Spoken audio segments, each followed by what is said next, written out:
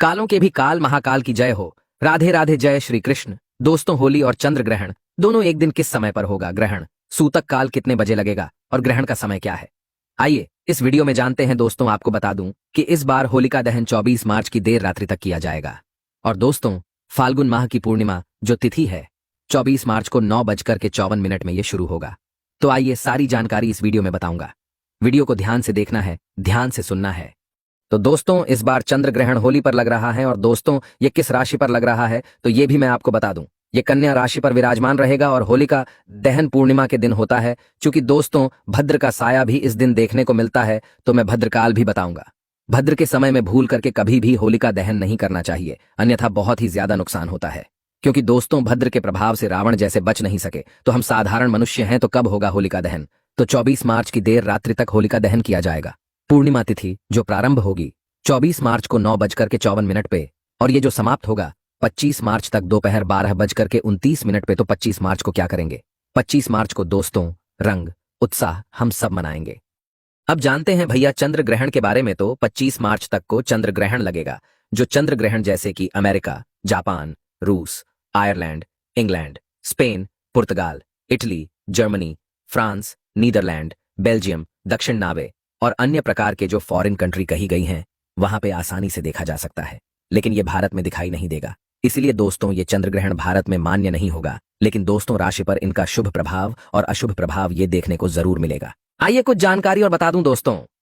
होलिका दहन का मुहूर्त जानते हैं।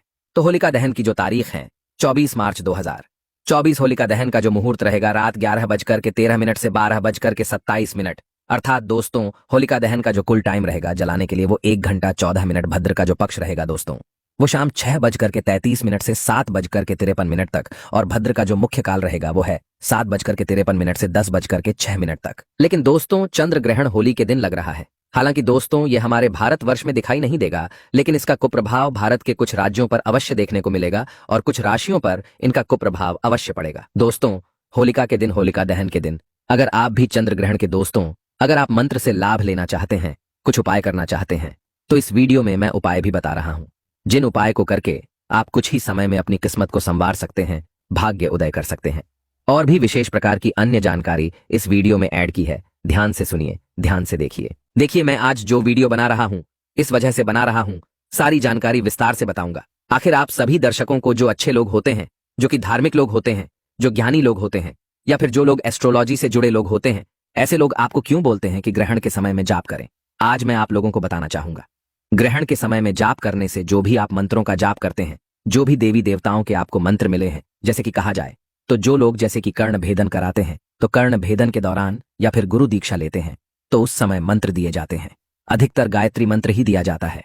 कर्ण भेदन के समय तो गायत्री मंत्रों को ही गुरु मंत्र बोला जाता है। जितना ज्यादा आप जो हैं ग्रहण के समय में गायत्री मंत्र का जाप करते हैं, उतना ही ज्यादा आपकी अध्यात्म उन्नति होती है। गायत्री मंत्र का जाप करने के लिए बोला जाते हैं। बहुत से लोग बोलते हैं कि गुरु मंत्र का जाप करें, गायत्री मंत्र का जाप करें। गायत्री मंत्र को ही गुरु मंत्र बोला जाता है।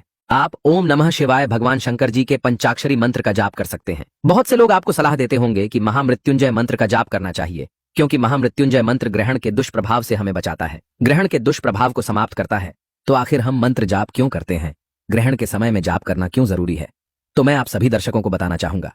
ग्रहण के समय में मंत्र, जो भी मंत्र का जाप करते हैं, कोई सा भी आप मंत्र उठा लीजिए, तो उनकी सिद्ध ऊर्जा का प्रभाव आप जो जाप करते हैं, आपका सीधा जाप, जो भी देवी देवता के मंत्र जाप करते हैं, वहां तक ये सीधा पहुंचते हैं। मान के चलिए आपने भगवान शंकर जी का ओम नमः शिवाय मंत्र का जाप ग्रहण के समय में करना शुरू किया, तो ओम नमः शिवाय आपके द्वारा जो निकल रही ध्वनि मंत्र से वह सीधे भगवान शंकर जी तक पहुंच जाता है। और आपके मंत्रों के कारण जो ध्वनि भगवान शंकर जी तक पहुंची और आपने जो भगवान शंकर जी से गुहार लगाई, आपने भगवान शंकर जी से जो प्रार्थना की, तो वह प्रार्थना तत्काल पूर्ण होती है। क्योंकि ग्रहण के समय में देवी शक्ति और असुरी शक्ति, ये दोनों शक्ति विद्वान हो जाते हैं। संसार में सभी दर्शकों को बताना चाहूंगा, जितने भी देवी देवता हैं, वहां तक पहुंचने के लिए कुंज स्थापित किया गया है। कुंज अर्थात हम एक प्रकार का बोल सकते हैं ताला। आप कोई भी देवी देवता के मंत्र जाप का करते हैं, तो वह मंत्र सर्वप्रथम सिद्ध होता है। वह मंत्र जितना ज्यादा जाप करते हैं, उतना ज्यादा वो मंत्र तत्काल प्रभाव देता है, सिद्ध होता है। तब जाकर कि कोई भी देवी देवता तक वो मंत्र की जो ऊर्जा होती है, शक्ति होती है, पहुंचती है। तब आकर के देवी देवता आपको दर्शन देते हैं। आपने देखा होगा, प्राचीन समय में बहुत से संत महात्मा हुए हैं। प्राचीन समय में बहुत से असुर लोग हुए हैं, बहुत से देवी देवता हुए हैं और कठोर तपस्या की। ऐसा नहीं है कि आज आपने भगवान का मंत्र जाप करना शुरू कर दिया और भगवान आपको आकर के तत्काल दर्शन देंगे। ऐसा नहीं है, क्योंकि भगवान आपको कब दर्शन देंगे? भगवान आपको तब दर्शन देते हैं जब आप जो भी मंत्र का जाप करते हैं और उस जाप की ऊर्जा भगवान तक पहुंचती है। तो ग्रहण काल में क्या होता है? जिस भी मंत्र का जाप करते हैं ऊर्जा होती है, जिस भी देवी देवता भगवान के मंत्र को जपते हैं वहां तक तत्काल पहुंचता है। इसलिए बोला जाता है कि ग्रहण के समय में मंत्र जाप जरूर करना चाहिए। इस समय देवी और असुरी शक्ति ये दोनों के हाथ में ताला लगा होता है। कहने का मतलब है कि बिना किसी कारणवश या फिर अगर आपने साधना किसी भी देवी देवता की कर रहे हैं तो अपने लोक से आकर के आपको आशीर्वाद तत्काल नहीं देते, क्योंकि उनको भी बंधन में बांधा गया है। सृष्टि का एक प्रकार का बंधन होता है। कोई भी देवी देवता तत्काल प्रसन्न होकर के आपको वरदान नहीं दे पाते, लेकिन ग्रहण के समय में मंत्र जाप करते हैं तो आकर के उन्हें देना पड़ता है, क्योंकि ग्रहण के समय में सभी शक्तियां बिल्कुल ही एक प्रकार की, हम बोल सकते हैं, जंजीर से मुक्त हो जाते हैं। तो जो भी आप चीज मांगते हो देवी देवता से वो बिल्कुल ही आपको देते हैं। तो मैं क्यों बताना चाह रहा हूं कि ग्रहण के समय में क्यों टोने करने चाहिए, टोटके करने चाहिए। तो ग्रहण के समय में जो भी टोने करते हैं, टोटके करते हैं, उसका रिजल्ट तत्काल मिलता है। तो शाब्दिक छोटे से अर्थ में समझा दिया हूं कि ग्रहण के समय में असुरी और देवी ये दोनों प्रकार की शक्ति विद्यमान रहती हैं और इनके हाथ खुले हुए होते हैं। इसलिए ग्रहण के समय में कई लोग बोलते हैं कि घर से बाहर नहीं निकलना चाहिए। खास करके जो सूर्य ग्रहण होता है इसका प्रभाव अत्यधिक होता है, लेकिन चंद्र ग्रहण में रात के समय में नहीं निकलना चाहिए, क्योंकि ग्रहण के समय में नकारात्मक शक्ति चारों ओर विद्यमान रहती है और ग्रहण के समय में आप निकलते हैं तो ये आप पर हावी हो जाती है और हावी होती है तो ये आपको नुकसान पहुंचा सकती है। इसी के साथ सात्विक शक्ति भी विद्यमान रहती है आपको, लेकिन सात्विक शक्ति ग्रहण के समय में कमजोर हो जाती है, किसी को फायदा नहीं पहुंचाती, क्योंकि राहु एक ऐसा दुष्ट ग्रह है जो कि कोई भी देवी देवता हो उनको नहीं छोड़ता, अपने बंधन में, अपने चंगुल में फंसा करके रखता है। जैसे भगवान शंकर जी, भगवान राम तथा जितनी भी महाशक्ति इनको छोड़ करके बाकी देवी देवताओं को अपना ग्रास बना लेता है। तो आइए इस वीडियो में जानते हैं कि ग्रहण के समय में हमें कौन से साधारण से उपाय करने चाहिए, जिस उपाय से हमारी अध्यात्म उन्नति हो, हमारी तरक्की हो। दर्शकों को आइए इस वीडियो में जानते हैं ग्रहण के समय में हमें कौन सा, कहा जाए तो टोने करने चाहिए, टोटके करने चाहिए, उपाय को अपनाना चाहिए, तत्काल रिजल्ट देते हैं। अभी तक कमेंट बॉक्स में ओम नम शिवाय नहीं लिखा है तो लिख दीजिए और वीडियो को लाइक कर चैनल को सब्सक्राइब कर लीजिए। तो मैं आप लोगों को यहाँ पे बहुत सारे उपाय बता रहा हूँ। जो उपाय आपको अच्छा लगे, जो उपाय आपसे बन पड़े, वो उपाय जरूर करिएगा। तो देखिए, नौकरी पाने के लिए देखिए, बेरोजगार लोग या मनपसंद जो लोग नौकरी प्राप्त करना चाहते हैं, ऐसे लोग चंद्र ग्रहण पर मीठे चावल, ध्यान से सुनना, मीठे चावल को कौवा को खिलाना चाहिए। देखिए, चंद्र ग्रहण के समय में आपको कौवा नहीं मिलेगा तो मीठे चावल ग्रहण के समय में आपको बाहर निकाल लेना है। ठीक है, मीठे चावल आपको बाहर निकाल लेने हैं और इसके दूसरे दिन आपको कौवा को खिला देना है। तो इस उपाय से नौकरी में आपकी समस्या आ रही है, कोई परेशानी आ रही है, वह परेशानी दूर हो जाएगी, आपको मनवांछित नौकरी मिलेगी। साथ ही साथ आप एक काम ऐसा भी कर सकते हैं, शाम के समय में सूतक लग चुका हो तो शाम के समय में जाना ग्रहण में करें या ना करें, इससे भी फर्क नहीं पड़ता। सूतक काल लग जाता है तो उसी समय से इसका रिजल्ट मिलना आपको शुरू हो जाएगा। तो एक काम करना, आज के दिन शाम के समय में मछली को आटे की गोली बना करके खिला देना, आटे की छोटी छोटी गोली बना लेना और आज के दिन ही शाम के समय में मछली को छोटी छोटी जो आपने गोली बना करके रखी है मछली को खिलाना। आपकी अध्यात्म उन्नति होने से आप जिस मार्ग पे आप जाना चाहते हैं, जिस तरक्की को प्राप्त करना चाहते हैं, उस तरक्की को प्राप्त करने से दुनिया की कोई भी शक्ति नहीं रोक पाएगी। ग्रहण के समय में ये बिल्कुल ही अपना प्रभाव दिखाता है। आइए इस वीडियो में जानते हैं, अगर आपको जीवन में जैसे कि मां लक्ष्मी की परेशानी है, धन की परेशानी है, तो एक टुकड़ा आपको चांदी का लेना है और थोड़ा सा आपको दूध लेना है, थोड़ा सा गंगा जल लेना है। गंगा जल, थोड़ा सा दूध आपने लिया, कटोरी में उसमें आपको कुछ चांदी के टुकड़े डाल देने हैं और ग्रहण के समय में आपको ग्रहण में ही आपको इसे बाहर छोड़ देना है। जैसे ही ग्रहण खत्म होता है तो ये दूध इसे आपको जल में विसर्जित कर देना है और जो चांदी के टुकड़े आपने रखे हैं इसे लाल कलर के कपड़े में बांध करके या फिर लाल कलर की चुनरी उसमें बांध करके आप जो है अगरबत्ती का धुआं दिखा करके, धूप का धुआं दिखाकर कि आप चाहते हो तो इसे आप अपनी तिजोरी में रखें। बिल्कुल ही आप देखना, ये चांदी के टुकड़े, फिर चांदी के टुकड़े साधारण नहीं रह जाएंगे, ये धन खींचने की चाबी बन जाएंगे। जब तक ये आपकी तिजोरी में रहेंगे आपको धन की कमी नहीं होगी। मैं आप सभी दर्शकों को इस प्रकार ज्ञान भरी जानकारी इसलिए बताता हूं ताकि आप सभी दर्शकों की गरीबी मिटे, आप सभी का कल्याण हो। देखिए, आपने देखा होगा जो प्राचीन ग्रंथ काफी लंबे समय से जो लोग अध्ययन कर रहे होंगे, हमारे चैनल से जुड़े होंगे, उन्हें जरूर पता होगा प्राचीन जो ज्योतिष ग्रंथ सबसे ज्यादा प्रमुख बताए गए हैं, जैसे कि लाल किताब, जो लाल किताब की मैं आप सभी दर्शकों को अभी जो मैं उपाय बता रहा हूं, ये लाल किताब का उपाय है। लाल किताब के उपाय को कभी भी नकारा नहीं जा सकता।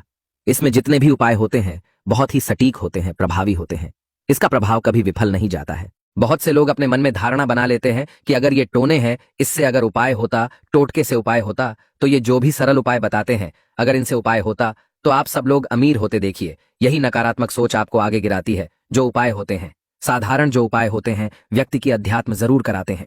आप माने या ना माने, अगर आप विद्युत को छूते हैं, जैसे कि आप लाइट को छूते हैं, विद्युत को छूते हैं, तो ये बिल्कुल अपना करंट दिखाता है।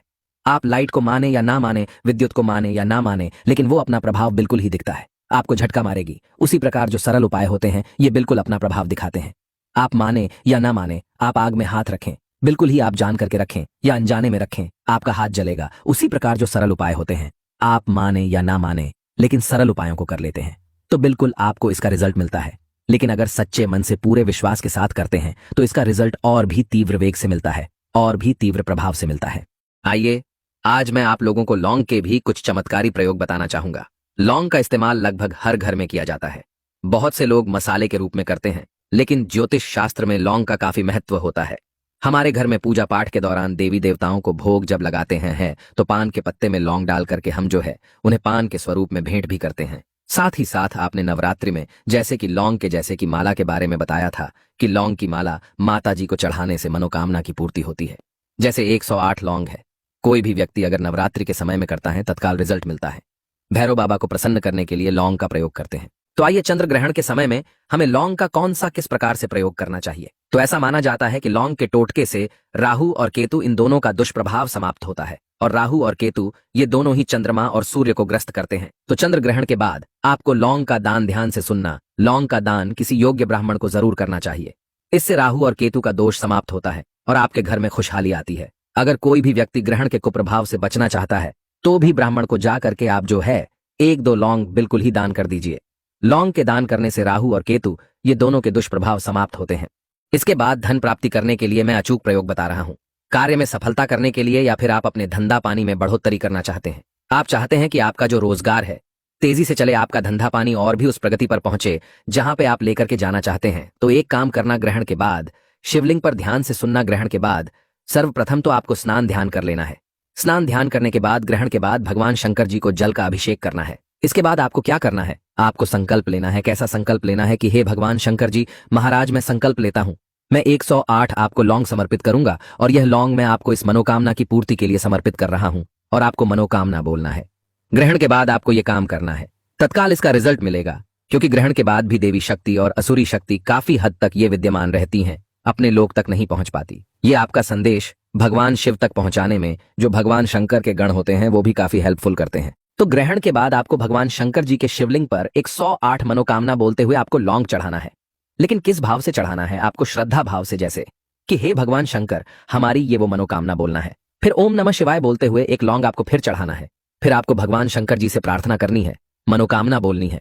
फिर ओम नमः शिवाय बोलते हुए दूसरा लौंग चढ़ाना है। इस प्रकार केवल आपको ये उपाय एक ही दिन करना है। ग्रहण के बाद 108 लौंग चढ़ानी है। आपकी तकदीर बदलने से, आपकी किस्मत बदलने से, आपको धनवान बनने से दुनिया की कोई भी शक्ति नहीं रोक पाएगी। बस सच्चे मन से पूरे विश्वास के साथ ही उपाय आपको करना है, और इसका रिजल्ट आपको तत्काल मिलेगा। तत्काल का मतलब है कि जिस टाइम सब लौंग चढ़ा देंगे, उसी टाइम से आपके जीवन में प्रगति आना शुरू हो जाएगी, और आप खुद देखना आपके जीवन में उसी टाइम से बदलाव आना शुरू हो जाएगा। साथ ही साथ अगर आपको भारी भारीपन लगता है, या फिर किसी ने आपकी जैसे कि किस्मत को बांध दिया है, आप आगे नहीं बढ़ पा रहे हैं, बहुत सारे ऐसे होते हैं ना, तो इन सारी चीजों से भी आप छुटकारा पा जाएंगे। आपका शरीर रोगग्रस्त रहता है, रोगग्रस्त भी दूर हो जाएंगे। जो लोग रोगी रहते हैं, बहुत ही लंबे समय से बीमार हैं, ऐसे व्यक्ति ग्रहण के बाद भगवान शंकर जी की शिवलिंग पर अगर गंगा जल है या फिर सादा जल है, उसमें थोड़ी सी इत्र की बूंदें डाल देते हैं, या फिर इत्र की 4 से 5 बूंदें डाल करके शिवलिंग पर अभिषेक करते हैं, तो जो लंबे समय से बीमार पड़े हैं, ऐसे व्यक्ति की जो बीमारी है वो भी दूर हो जाती है, ऐसे व्यक्ति स्वस्थ हो जाते हैं। तो आज की जानकारी यहीं पर समाप्त करता हूं। कमेंट में ओम नमः शिवाय जरूर लिखना। आपको महादेव की सौगंध है। धन्यवाद।